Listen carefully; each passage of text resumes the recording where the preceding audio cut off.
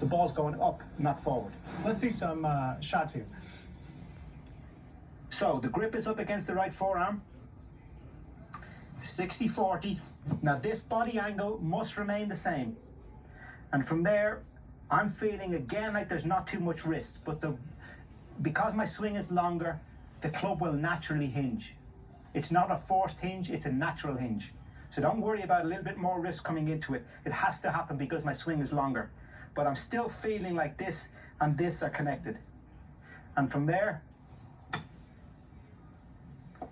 ball comes up with loft and it lands softly. You've got to get the ball landing softly. Coming out of this hairy lie, it's got to be dead when it hits the deck. If it comes out with any fire on it, you've lost control. Another mistake people make, Todd, which is very important. Putting loft on a club is not just taking the club and turning it to the right. That's not turning loft on.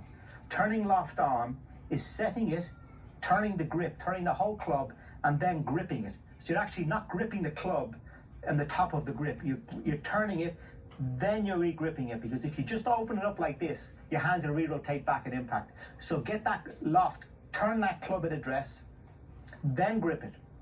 Weight, probably 60-40, not so much 70-30 like an 8-iron, probably 60-40.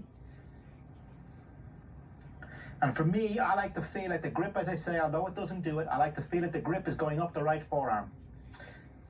The dynamic loft then remains the same throughout the whole swing, and it's the speed of my rotation that dictates how far the ball is going to go and at what height.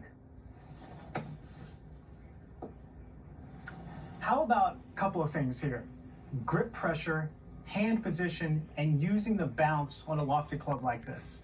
Well, grip pressure is just normal. I would just take a normal grip pressure that I would use in all my other shots. Ball position, kind of a little bit towards forward, but my weight being left kind of helps me get a little bit down on it.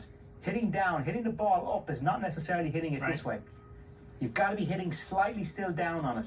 Are your hands ahead of the ball or My neutral hands or are behind? just level or slightly ahead. Okay. But it's the speed of my rotation. Once I've created everything at address, then it's the speed of my rotation that lifts the ball up in the air.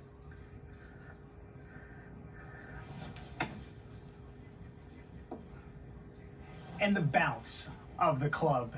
And we were talking during the break about how much an amateur doesn't really understand the bounce and how much it could benefit them.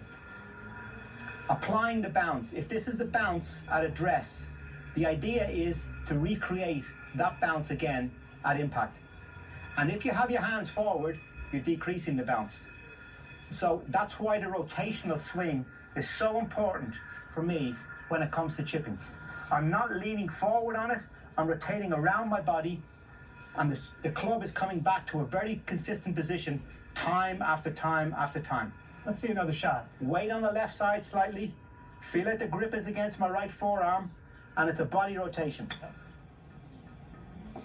So you were telling me a story also, and this is quite entertaining. The leading edge and the bounce. A friend said he has a great parable for that, right? A friend of mine has a great answer to this. Yeah, great way of putting it, explaining it, and when he explained it, it made a lot of sense. The bounce, i.e. the bounce is where the back edge is higher than the front edge. And this is the bounce. So his terminology was, the back edge is God, and the front edge is the devil. Well, heaven help us. You got to chip with God. Amen to that. Well, you're definitely helping us. And now we're going to leave the turf and head to the sand.